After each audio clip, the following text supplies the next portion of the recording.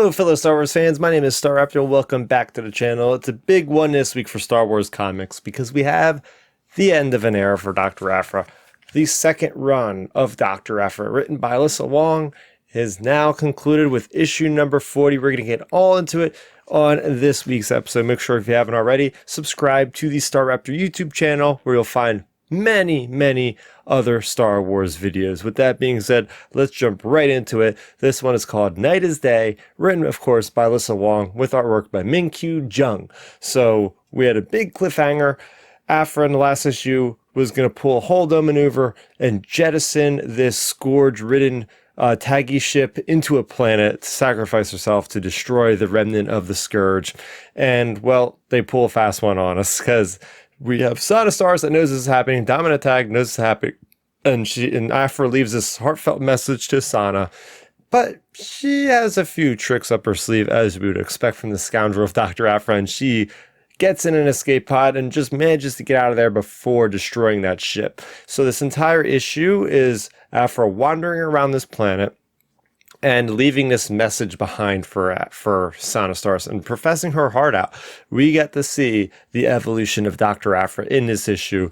We get to see her go from a, selfish character that's only thinking about the present day to a character that is becoming more selfless and now craves the company of others and the future rather than the present. So I really like that aspect, comparing herself to Luke Skywalker at one point, saying he's all about the future, I'm all about the present. And she finds this ancient Jedi text that is thousands of years old, right? Remember, in this part of Star Wars, no one really even sees books anymore. It's all on holo displays. So that's a huge discovery for her. And that is able to be a huge discovery that would give her a lot of credits, an Emperor's vault worth of credits, as she says something along those lines. But she comes to grips with it's kind of lonely to be by herself. She needs the company of others. So in the back of her mind, she had left a tracker, I'm assuming, for Sana to come back and get her. And then, of course, Magnetolvin is not subdued by the Scourge anymore since that was destroyed. So they all have one happy get together. They go and hang out with Just Lucky and Ariel back on Canto Bight, and it's like the crew gets back together and they are having those hijinks again. And we also have a character that shows up in the Empire that wants to put a hit out on Dr. Aphra. And that's where things are concluded. It's kind of a fast conclusion to this 40-issue series, which has pretty much been all ups for me. I don't think there's really any downs to the Dr. Aphra series. This issue as a whole, I feel like it was a little bit rushed, right? Those first couple panels with the tracker, with her idea of ripping out this console out of this ship before she takes the escape pod, that seemed kind of weird to me. I didn't know what was going on there. I also thought it was really weird how Aphra just ended up on this planet where she just randomly finds a Jedi text. Like, there was no reference to that, really. She had done research on this planet, but why wouldn't she have just gone there before and picked up the Jedi text without, the need of an escape pod and all this other crazy stuff happening?